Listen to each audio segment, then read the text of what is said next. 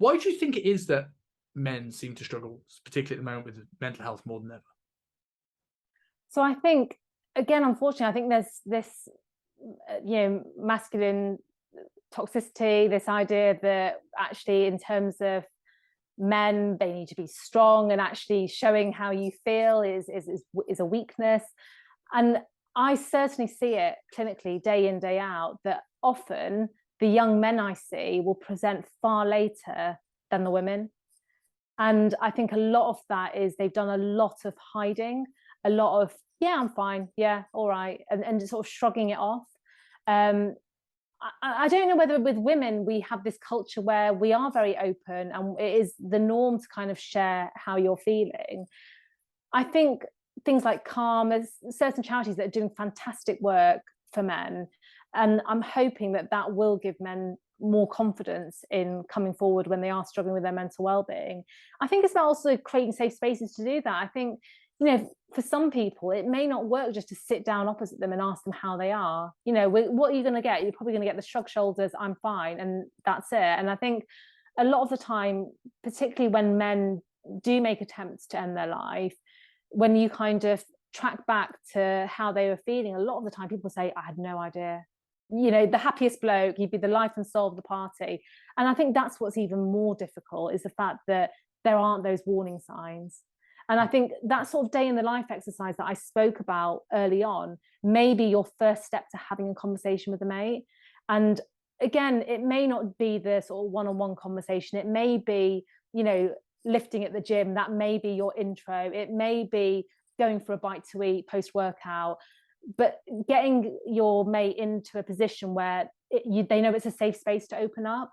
And one of the tools that I use is something called face fear, because I think all too often we throw about you're right, yeah, I'm all right, you. It's almost like a very quick transactional, exchange that doesn't have any deeper meaning. Because if your mate was really struggling, you've created this sense of urgency that I'm just going to tokenistic ask how you are, but I've really not got time to listen to this answer, but let's just do the how are you, yeah, I'm fine. And you never come back to that conversation. So face fear is about having a face-to-face conversation wherever possible. So whether that is at the gym, whether that is going for a meal, down the pub, whatever it may be, A is being attentive. So listen to what they say. If you're asking them how they are, listen to what they have to say to you.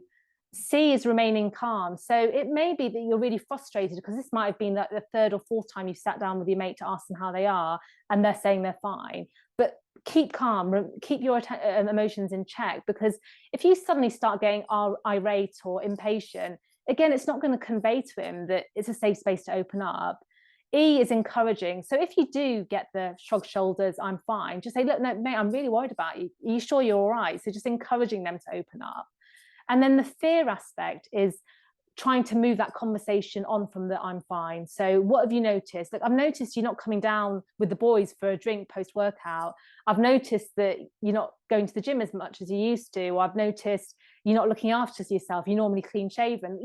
Point out the things that you've noticed that have shifted from their baseline.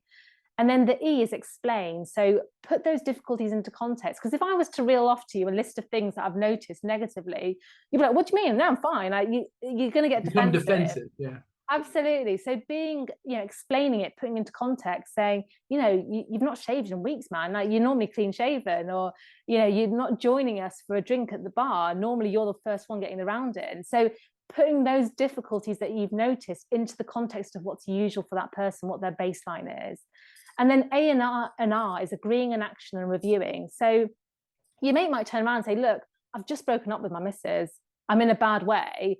I know I'll be fine. I just need a few weeks just to get over it. And then I'll be all right. I'll be back on track. So in which case, he's kind of given you an endpoint at which you would expect things to improve. So you say, okay, fine.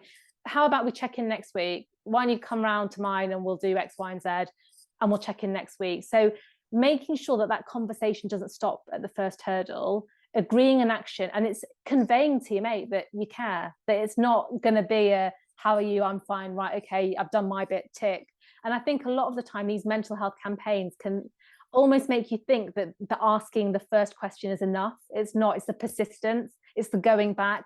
It's giving them the impression, the idea that you've got them, that you're there for them. So I can't stress, sort of face fear is quite helpful to kind of give you a more confident structure to those difficult conversations. Hey guys, thank you very much for watching the podcast. If you're like me and like to binge watch podcast episodes, click here for our most recent episode.